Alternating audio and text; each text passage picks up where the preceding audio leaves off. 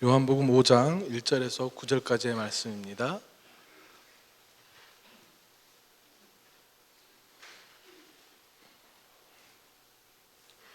함께 한 목소리로 읽겠습니다. 그 후에 유대인의 명절이 되어 예수께서 예루살렘에 올라가시니라. 예루살렘에 있는 양문 곁에 히브리 말로 베데스다라 하는 못이 있는데 거기 행각 5이 있고 그 안에 많은 병자, 맹인, 다리 젖는 사람, 혈기 마른 사람들이 누워 물의 움직임을 기다리니 이는 천사가 가끔 못에 내려와 물을 움직이게 하는데 움직인 후에 먼저 들어가는 자는 어떤 병에 걸렸든지 낫게 되밀어라. 거기 38배 된 병자가 있더라. 예수께서 그 누운 것을 보시고 병이 벌써 오래된 줄 아시고 이르시되 내가 낫고자 하느냐? 병자가 대답하되 주여 물이 움직일 때에 나를 못에 넣어준 사람이 없어 내가 가는 동안에 다른 사람이 먼저 내려가나이다. 예수께서 이르시되 일어나 내 자리를 들고 걸어가라 하시니 그 사람이 곧 나아서 자리를 들고 걸어가니라. 이날은 안식일이니. 아멘. 오늘 우리에게 말씀 전해주실 목사님은 가을에 앞으로 이제 호남신학대학교 총장으로서 학교를 이끌어 가실 우리 귀한 목사님이십니다. 또 현재 한국교회 많은 목회자들을 또 양성하시고 또 가르치시고 세우시는 목사님이신데 우리 최영진 목사님, 귀한 목사님 모셨습니다. 목사님 나오실 때 큰 박수로 환영하시고요. 목사님께서 내가 낫고자 하느냐라는 제목으로 말씀 주실 때 큰 은혜의 시간 되시길 주님의 이름으로 축복합니다. 박수로 환영하겠습니다.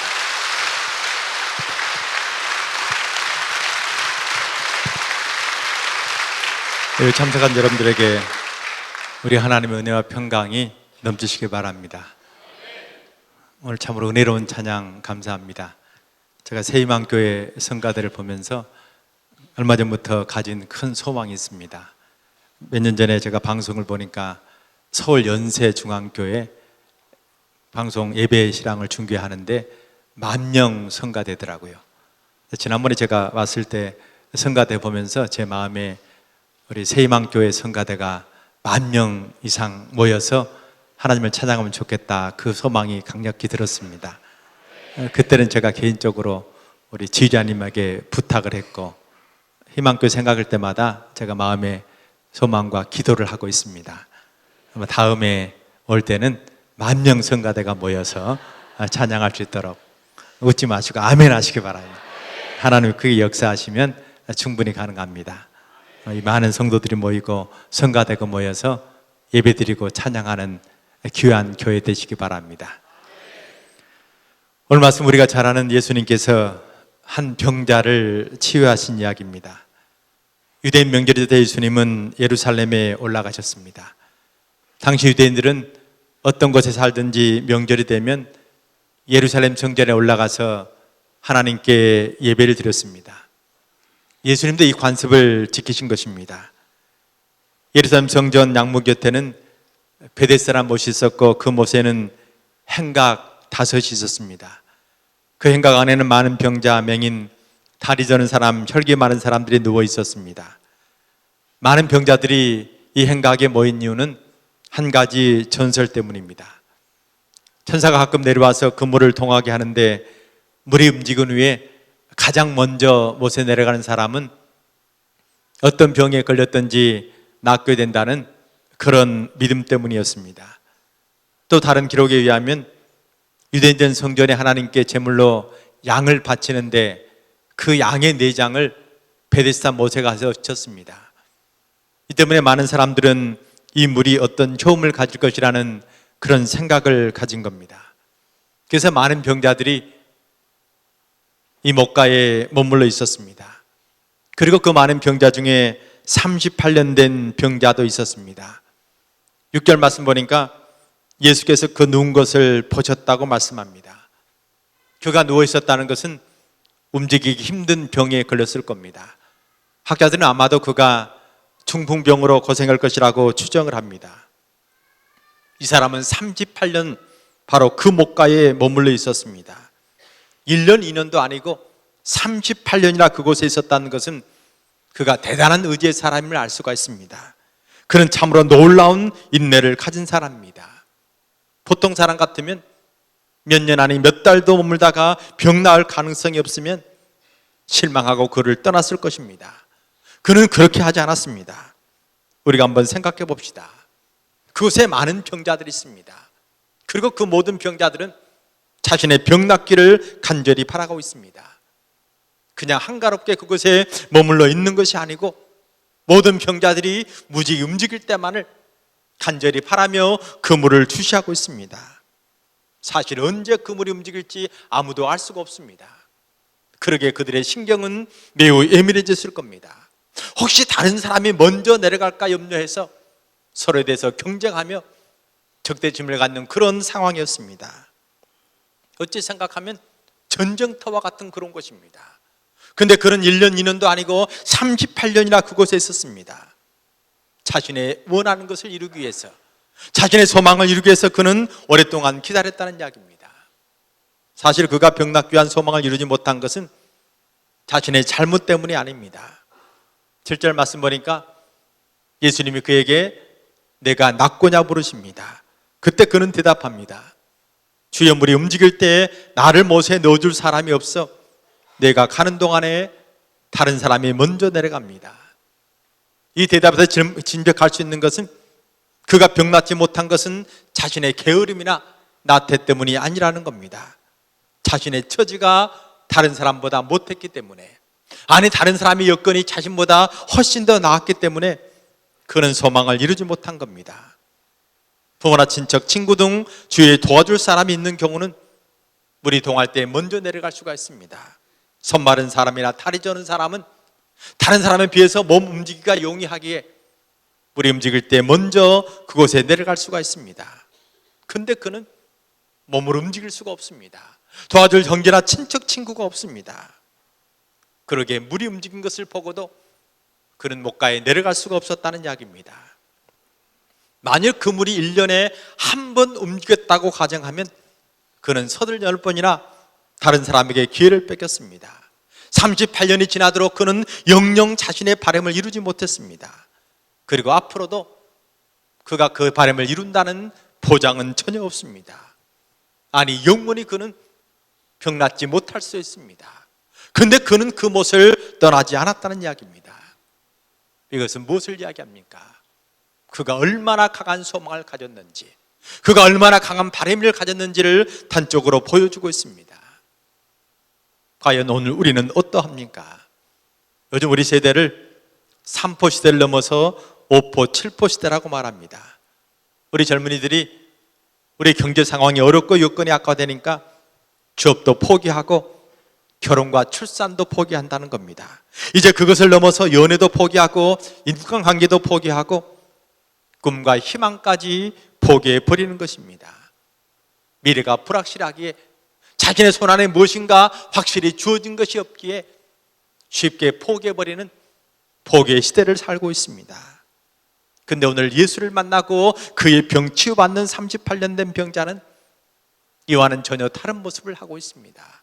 그렇게 여건이 아픈데 도저히 나을 가능성이 없는데 그는 38년을 기다리고 있었다는 이야기입니다.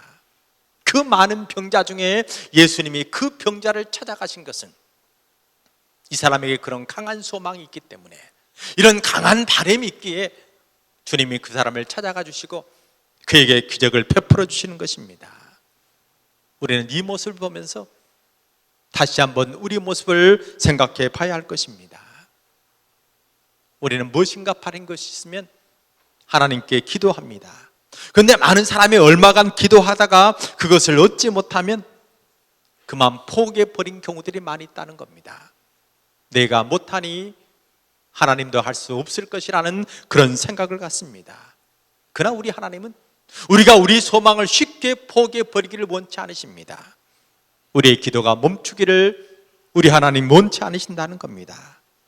결코 낙담하거나 절망하는 것을 우리 하나님 원치 않으십니다. 우리에게 소망이 있으면 끝까지 하나님께 매달리고 기도하고 간구하기를 우리 하나님 원하신다는 겁니다.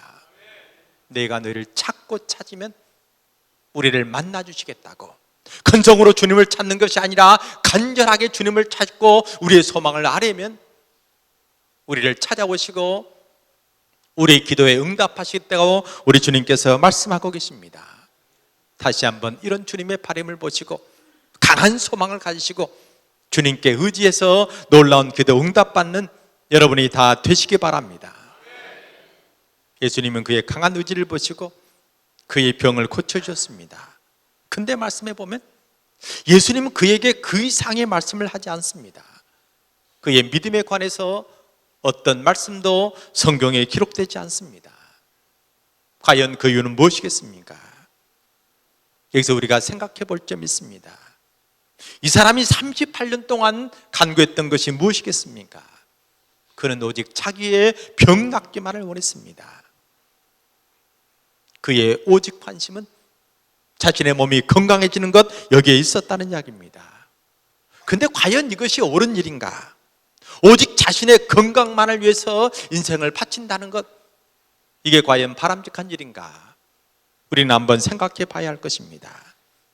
물론 아픈 사람에게는 건강을 되찾는 것 무엇보다 중요합니다. 근데 그보다 더 중요한 일이 없는가? 하나님이 주신 이 삶을 그보다 더 중요한 일에 드릴 수는 없는가? 한번 생각해 봐야 할 것입니다. 우리 주님은 우리에게 그 이상의 것을 요구하십니다. 단순히 육체적인 건강만 가지고 이 땅을 사는 것이 아니라 그 이상의 소망을 우리에게 가지고 계신다는 이야기입니다. 6절 말씀 보니까 예수께서 그 누운 것을 보시고 병이 벌써 오랜 줄 아시고 그에게 물으셨습니다. 내가 낫고자 하느냐? 내가 낫고자 하느냐? 어찌 생각하면 이것은 적절하지 않은 질문입니다. 우리가 아픈 사람을 찾아가서 어디가 아프십니까? 얼마 동안 이렇게 아파 계십니까? 참으로 힘드시겠습니까? 이렇게 말할 수는 있지만 병 낫기 원합니까?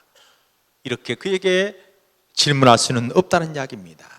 만일 사람을 찾아가서 당신 낫기를 원하니까 이렇게 물으면 굉장히 기분이 나쁠 겁니다. 근데 예수님은 너무도 당연한 질문을 그에게 하고 계십니다. 왜 예수님은 이런 근본적인 너무도 당연한 질문을 그에게 하시겠습니까? 14절 말씀 보니까 그 후에 예수님이 다시 그를 찾으셨습니다. 그리고 말씀하십니다. 보라, 내가 낫으니 더 심한 것이 생기지 않게 다시는 죄를 범치 말라. 다시는 죄를 범치 말라는 이 말씀은 지금은 건강하게 되었지만 또다시 병을 얻을 수 있다는 이야기입니다. 지금은 병 고침 받았지만 죄를 지으면 더 심한 것이 생길 수 있다는 것입니다. 건강이 되는 은혜를 받았지만 하나님 앞에 올바로 살지 못하면 더 큰 어려움을 얻을 수 있다는 이야기입니다. 내가 낫고자 원하냐 물으신 것은 그의 진정한 소망이 무엇인지, 그가 진정 바라야 될 것이 무엇인지를 주님께서 다시 한번 확인시켜 주는 것입니다. 단순히 육체적인 건강만이 아니고 그의 영혼이 찰되는 것, 그의 영혼이 강건해지기를 원하는 그런 바람이 있기에 주님은 그에게 너무도 근본적인 당연한 질문을 하고 계시는 것입니다. 그렇습니다. 우리 주위에는 육체적으로는 건강하지만 정신적으로 병들어 있고 영혼이 죽어가는 많은 사람을 볼 수가 있습니다. 영원한 생명을 향해 나가는 것이 아니고 죽음을 향해 다름질치는 수없이 많은 사람을 볼 수 있다는 이야기입니다. 우리 주님은 우리가 단지 육신의 건강만이 아니고 우리 영혼이 강건하고 온전해지기를 원하신다는 겁니다. 그러게 요한 3서 2절 말씀 보면 사랑하는 자는 내 영혼이 잘된 같이 내가 범사에 잘되고 강건해지기를 내가 간구한다고 말씀합니다. 그렇다면 우리가 늘 하나님께 기도해야 되고 늘 우리가 하나님께 가져야 될 소망은 단순히 육신의 건강만이 아닙니다. 우리 영혼이 찰되고 우리 영혼이 강건해지기를 우리 하나님께 구해야 한다는 이야기입니다. 이 시간도 주님 찾아오셔서 우리에게 질문하실 겁니다. 내가 낫기를 원하느냐? 내 진정한 소원이 무엇이냐? 우리 주님께서 지금 우리에게 물으신다면 내 주님, 내가 영육간에 강건해지기를 원합니다. 내가 하나님 앞에 온전히 서기를 원합니다. 내가 하나님 보시기에 아름다운 모습으로 살기를 원합니다. 이런 주님이 원하는 답을 드리는 여러분이 다 되시기를 바랍니다. 또 한번 생각해 봅시다. 이 사람이 병이 나으면 가장 하고 싶은 일이 무엇이겠습니까? 부모 형제를 만나는 것, 마음껏 여행하는 것, 좋은 음식을 먹는 것, 물론 이런 소망이 있겠지만 그 모든 것보다 다른데 그의 소망이 있었습니다. 14절 말씀 보니까 예수님이 성전에서 그를 만났다고 말씀합니다. 그 다음 그가 건강해졌을 때 고향에 돌아간 것이 아니라 성전에 들어간 것입니다. 베데스다 못은 성전 문 앞에 있습니다. 그는 목가에 누워 있으면서 성전에 들어가는 사람, 그리고 성전에 나오는 수없이 많은 사람을 보았을 겁니다. 걱정 근심에 가득 차서 한숨 쉬면서 성전에 들어가는데 기쁨과 감사의 마음으로 찬송하며 나오는 그런 사람의 모습을 보았을 겁니다. 인생의 무거운 짐을 가지고 성전에 들어가는데 평안한 얼굴을 하고 가벼운 발걸음으로 성전에 나오는 수없이 많은 사람을 보았을 겁니다. 그런 사람을 보면서 그는 너무도 궁금했습니다. 과연 성전에 들어가면 어떤 일이 발생하는가? 과연 그가 성전에서 어떤 경험을 했기에 저렇게 사람이 변화돼서 성전 밖으로 나오는가? 너무도 궁금하고 너무도 알고 싶었습니다. 근데 그의 몸이 아팠기에, 그가 움직일 수 없기에 성전에 들어갈 수가 없습니다. 그러게 그의 소망은 더욱더 컸을 것입니다. 그러게 그가 병이 나았을 때, 그의 몸이 움직일 수 있을 때 가장 먼저 성전에 들어갔다는 겁니다. 물론 그가 성전에 들어간 것은 하나님을 찬미하러 들어간 게 아닙니다. 예수님 만나서 감사하기 위해서 그곳에 들어간 것도 아닙니다. 그냥 호기심에서, 너무도 궁금해서 그는 성전에 들어갔습니다.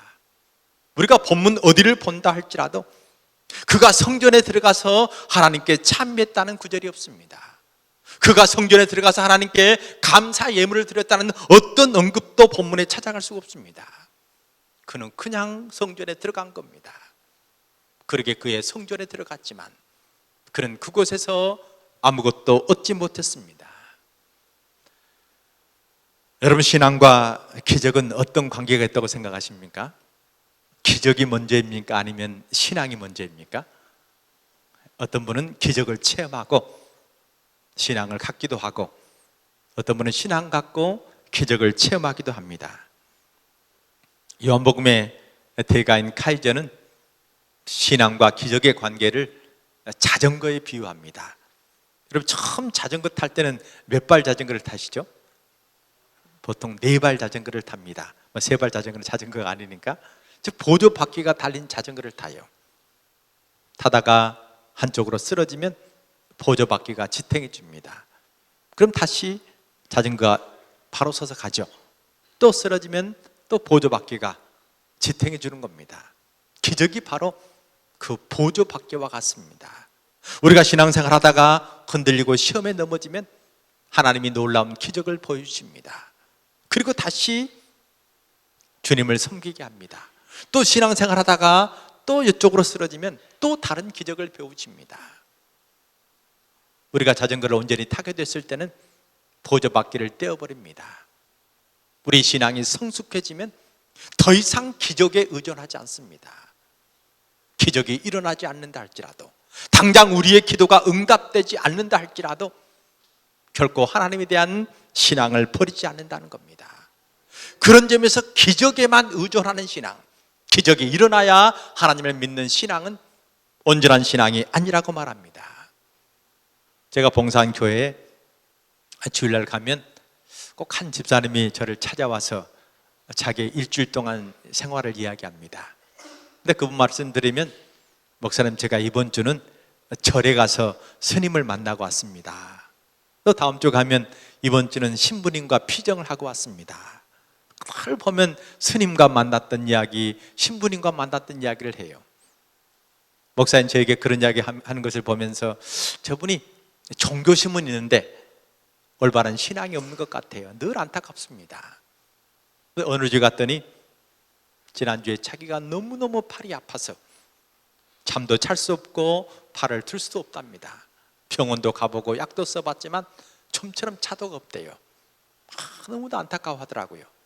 제가 그 이야기를 들으면서 하나님께서 이분에게 신앙을 갖게 하기 위해서 그 병을 주셨는구나 생각이 들었어요.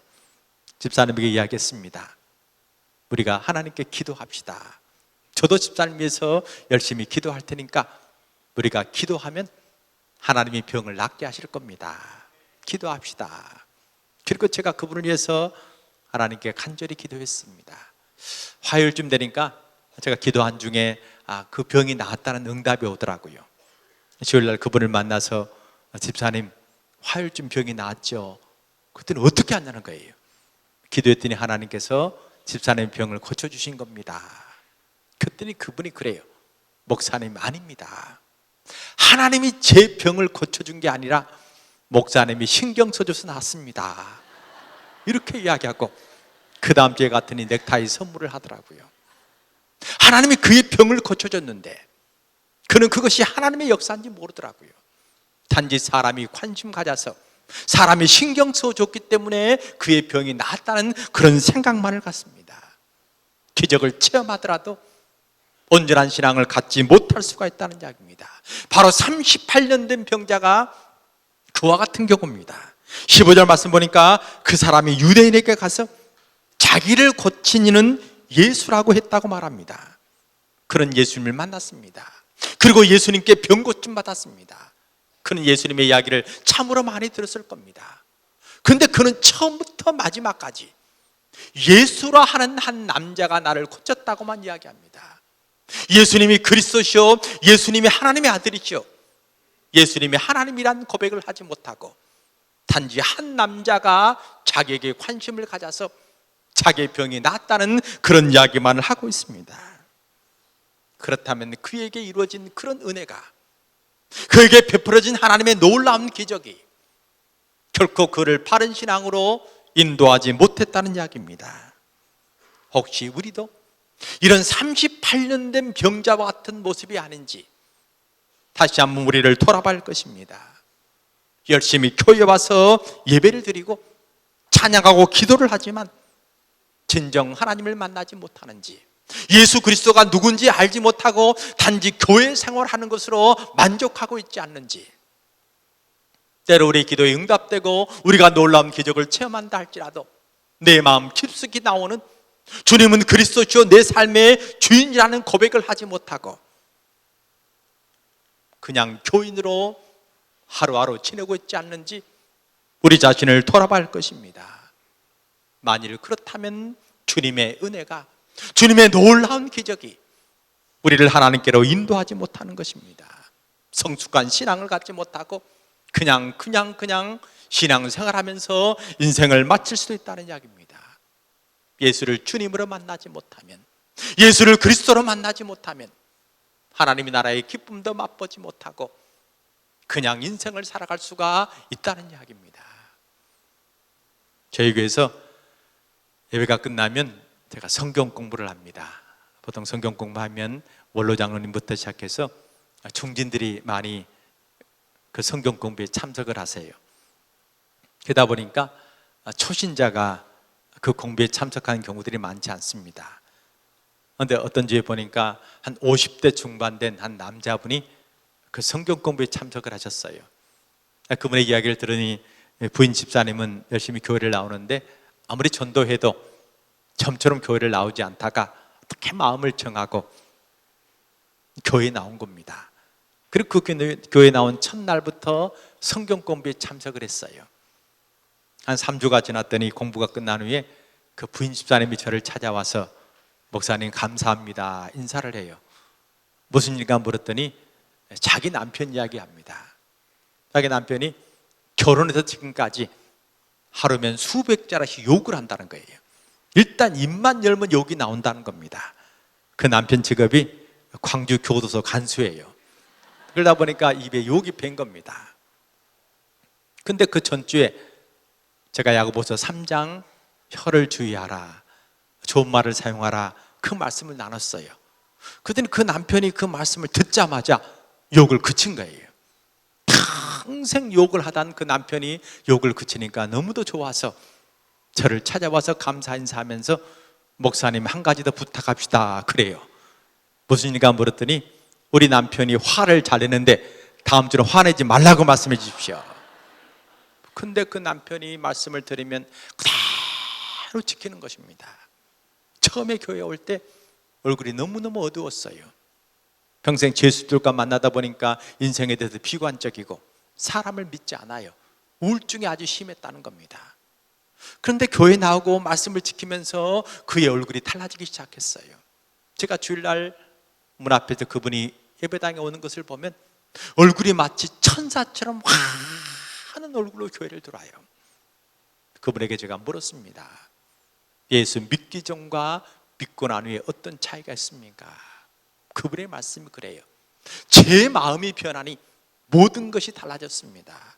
평생 제 동생과 의절히 살았는데 이제 동생과 좋은 관계를 이루게 됐고 많은 사람과 화목하게 됐습니다. 저는 예수 믿고 참으로 복받은 사람입니다. 예수 믿고 너무도 기쁩니다. 이런 고백을 하는 것을 들었습니다. 우리가 예수 그리스도를 만나면, 예수 그리스도를 나의 주님으로 고백하면 우리 마음에 이런 기쁨과 평강이 찾아오는 것입니다. 예수 그리스도가 나의 삶의 주인이 되시면, 예수님이 하나님이라는 그런 고백이 우리에게 나오면 우리 인생의 모든 어려움을 주님께 맡길 수 있고, 그리고 놀라운 주님의 은혜와 기적을 체험하고 주님이 바로 내 삶의 주인이라는 진정한 고백을 드릴 수가 있는 것입니다. 이 시간도 다시 한번 주께서 우리를 찾아오서 물으십니다. 내가 낫기를 원하느냐? 내 진정한 소원이 무엇이냐라고 우리 주님께서 물으신다면 다시 한번 주님 앞에, 주님이 나의 구주심을 내가 믿습니다. 내 인생을 온전히 주님께 맡깁니다. 주님께서 내 삶을 인도해 주십시오. 내 삶의 진정한 평화와 기쁨이 넘치게 해달라고 이 시간 간절히 주님께 구하는, 그리고 놀라운 주님의 은혜를 경험하는 여러분들이 다 되시기를 바랍니다. 기도하겠습니다. 아버지 하나님, 은혜를 감사합니다. 이 시간도 주님이 우리를 찾아오셔서 내가 낫기를 원하느냐 물으실 때, 예, 내가 온전해지기를 원합니다. 영육간에 간건해지기를 원합니다. 내가 주님을 그리스도요 하나님으로, 하나님의 아들로 믿고 고백하기를 원합니다. 내 인생을 온전히 주님께 맡기기를 원합니다. 이런 고백 드리는 우리가 되게 도와주시옵소서. 모든 말씀 우리 주 예수 그리스도를 받들어 간절히 기도합니다. 아멘.